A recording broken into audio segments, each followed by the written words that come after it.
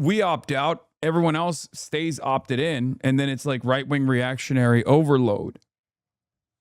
That's the point, right? Do we fight fire with fire? That was the question that I think is worth exploring.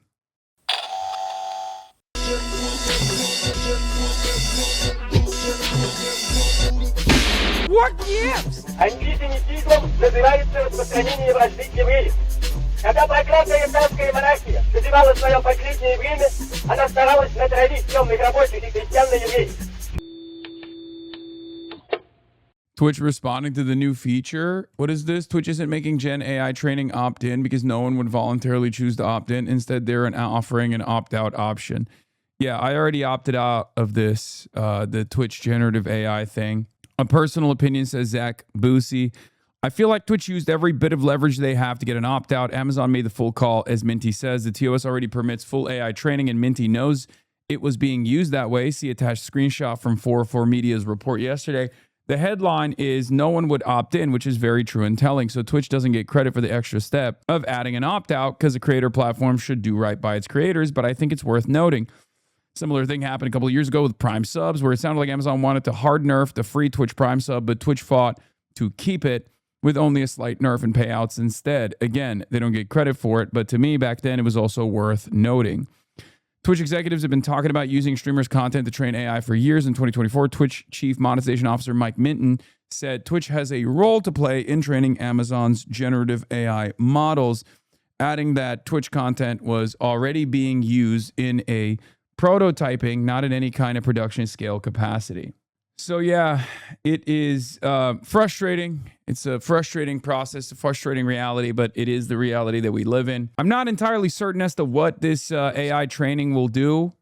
I've thought about like the possible positives of such a thing, you know, like because you got the ADL training AI nonstop for pro-Israel purposes. Is it good for us to train the AI with our commentary? I don't know, because you have initiatives like the ones that the Israeli government actually has deployed by way of Brad Parscale, former Trump administration staffer Brad Parscale, that has gotten, you know, $50 million specifically to train AI to put out pro-Israel content and commentary.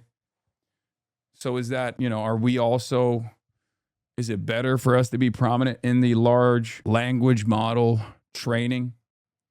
But I just don't know. Bad take, bad. Guys, I'm asking a fucking question. I'm already opting out. I already opted out of it. We can't be like this, okay?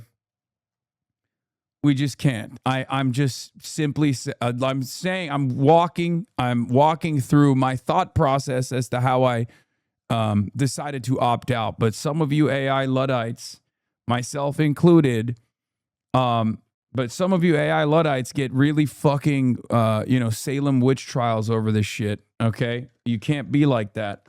They are desperate for data to smash into LLMs. All those books they're chopping up, not surprising they want to use Twitch data.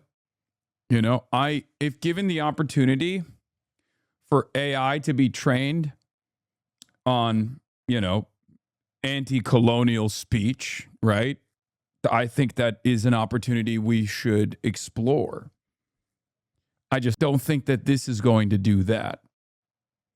Does that make sense? Like, I also think that Twitch is just trying to play ball with Amazon, because Amazon is like, what the fuck is this? You know, this platform is so costly. It's so expensive. It's giving us a lot of headaches. Twitch as a whole doesn't sound like you though, my guy. Yeah, we opt out. Everyone else stays opted in, and then it's like right-wing reactionary overload.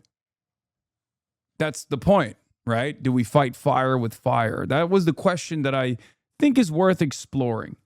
But I don't think this is the point anyway. I think this tool is ultimately Twitch trying to make itself a little bit more useful by giving something to Amazon. When Amazon comes back and says, why am I wasting so much money on this goddamn platform? I think that's what it is. There are different competing forces here. Twitch is a media platform, is a live streaming platform is very costly to Amazon, and Amazon wants more in return in exchange for operating at a loss. Or at least it claims it's operating at a loss, because obviously they're looking at the AWS facilities that Twitch leans into as a loss if they look at it at cost, right? I mean, I'm sure there's some internal massaging of the numbers for tax liability purposes, tax burden purposes. But at the end of the day, it's clear that the larger company here sees the smaller company as a somewhat of a burden. And Twitch has to do everything it can to ensure that it's not a burden.